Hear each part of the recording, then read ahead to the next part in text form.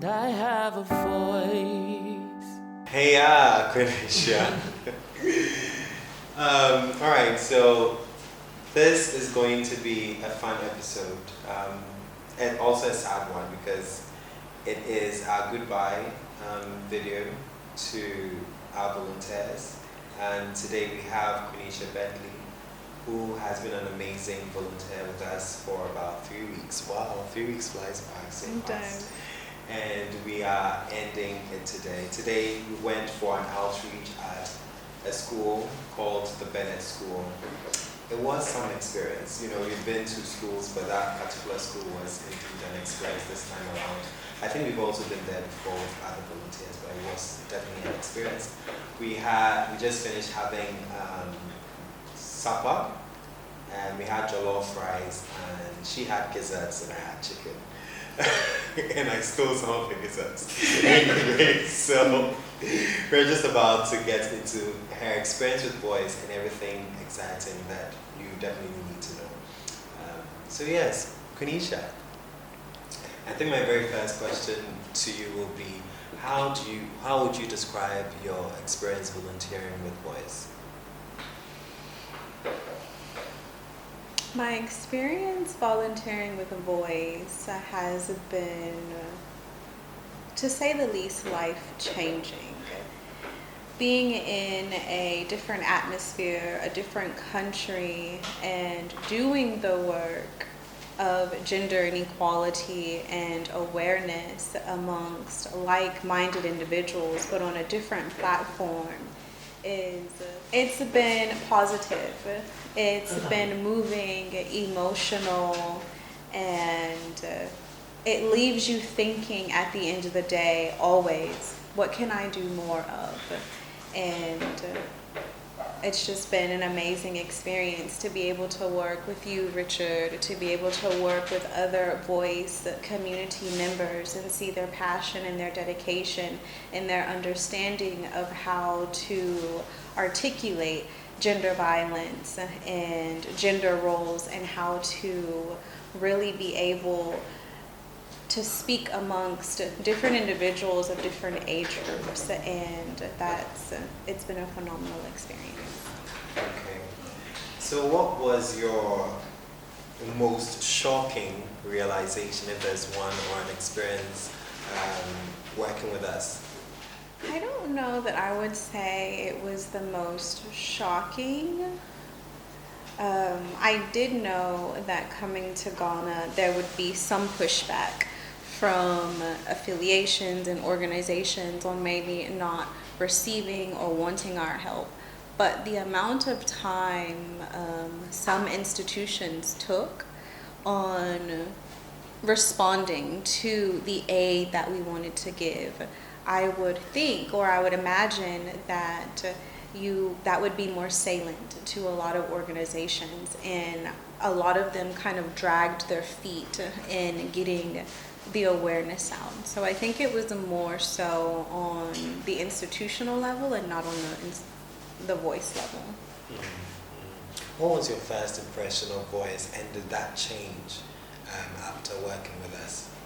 My first impression of VOICE was, I want to see what he's doing and if he's living up to these expectations that I've seen on your platform. And it wasn't even much of living up to your expectations. Like, I think we had this conversation whenever I came. It was like, is this real? type of deal. Yeah. And so it feels that you have so much opportunity, and that's what I've seen. Not knowing where you started and what your objectives were, and now understanding and honing in on where the impact can be. Yes, I definitely have a clear understanding of your trajectory for your NGO and the possibilities of where you can go. Okay. So, what's your funniest memory volunteering with VOICE? So definitely 2 come to mind, maybe even 3. I don't even know which one to share. Probably the hangman situation. I felt pretty simple after I gave that. We were looking at how to explain gender violence to some kids, and I don't know what I was thinking. I thought, oh, we can teach them hangman. You know, you have the question mark and you have the letters down below, and you were being so patient. You were like, okay, so explain this concept to me. And I thought, well, if the word is gender and if they're like W, then you draw a circle. And then if they don't get the word right, and then at the end, I think it was you or your brother was like, don't they die? And I was like, yeah, I don't think that's a good concept to teach children. So that was definitely one of them. And then coming up with the tree of violence and being able to explain the fruits of the tree. And you were like, Kwame is eating from the tree of violence. I mean, we're looking for somewhere to put things, you know? So definitely our brainstorming activities have been so instrumental and so funny and so vibrant and full of life. And I take that attitude whenever we do go to the schools, because I'm going to say what I'm thinking, and it may be wrong. It may not be what you want to hear, but it's a thought that's coming across my head, and we sit down and we talk about it and try to find out how can we explain this to children, or how can we make them understand. And so I think we took that concept and that mentality into the classroom, and I think that was very beneficial. All right. What new thing did you learn about Ghana during your time with us? So this is my second time visiting Ghana, and I looked at more of the legal perspectives on my off time. When you gave me days off, you gave me 2 of them on my 3 weeks, and I came to realize during your legal that you don't qualify men for rape in Ghana, that a man cannot be classified as a rape victim here, that it only pertains to women. And so that spun off of us doing work, because after you and I have the conversation of asking the kids and probing their mind of what's rape, and so I really dove into Ghana's laws one particular day, and then I thought, well, it's very gender specific. Right.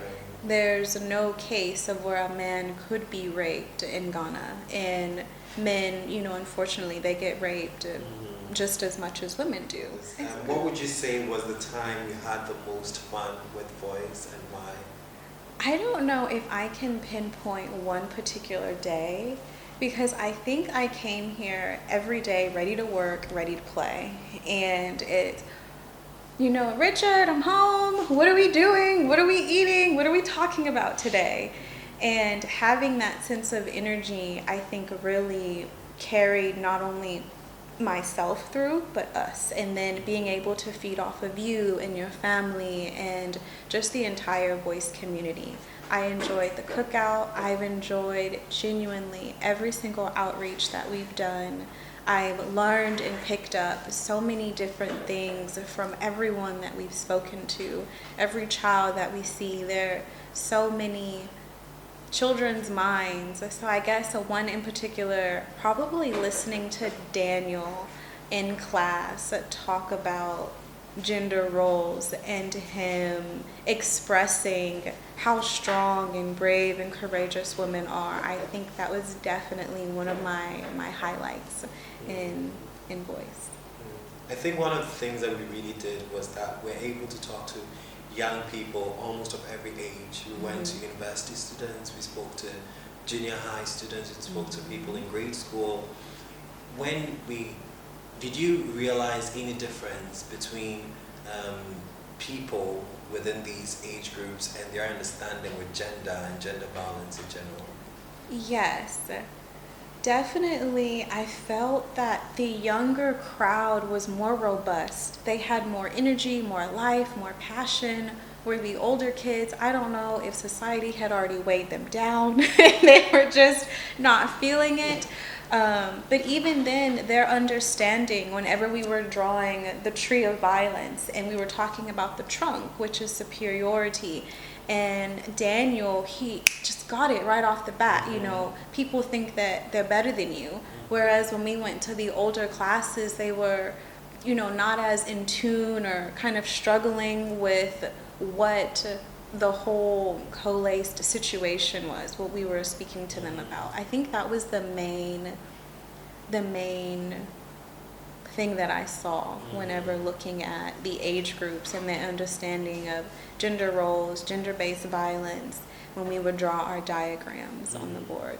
The younger generation, they were more witty, they were more energetic, and they were more receptive to a lot of the information. They were more engaging. Yeah, and they seem to have a natural understanding somehow of the things that we're talking about, which I find very interesting, because as a society that is very that ageism reigns. It's interesting that the younger ones had clear understanding of what we're talking about, even more than the older ones. I'm talking about the steady decrease when it comes to up to the university level was just amazing. So how has your volunteering with VOIICE impacted you?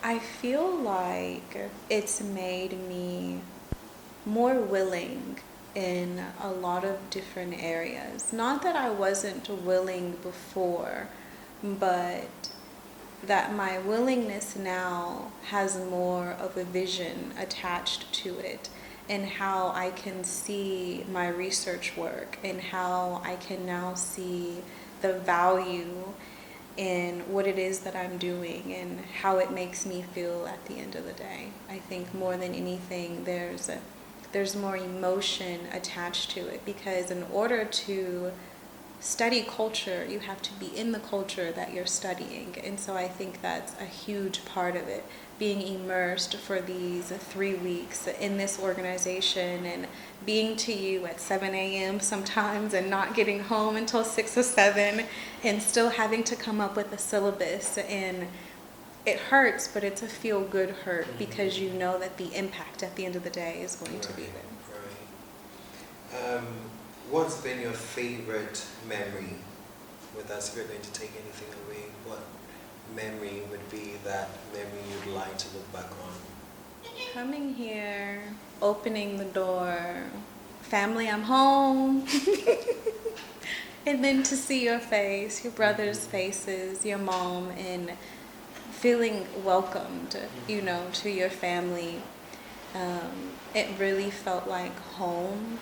I never felt like a stranger. I was never afraid or hesitant to tell you what I wanted, what I didn't like, if I was scared, or whatever the situation is. I think that sense of welcoming and comfort really aided in a positive experience. So I think that was the best experience. All right, so the last question, if there was anything you can change about VOIICE, what would it be? More people need to be involved. As much as it pains me to say, you know, not everyone has the same understanding of what gender-based violence awareness is, or even how to talk or lead the conversation. And every VOIICE community member, I want them to be more comfortable in engaging, more comfortable asking you, reaching out, taking more initiative. So it's evenly distributed throughout the organization and not so heavy on one end. I think that would definitely be my takeaway, is allow the communities to speak for the community, and it not just shine on one individual. Right. Just want to present to, yes, we want to present to Quinesha Bentley for contributing to the success of our gender violence awareness and support outreach on site in Ghana. Given this date, 6th June 2022, your heartfelt contributions has impacted many lives. Thank you, Quinesha. Thank you. All right, thank you. Thank you so much. Aww. And I have a voice.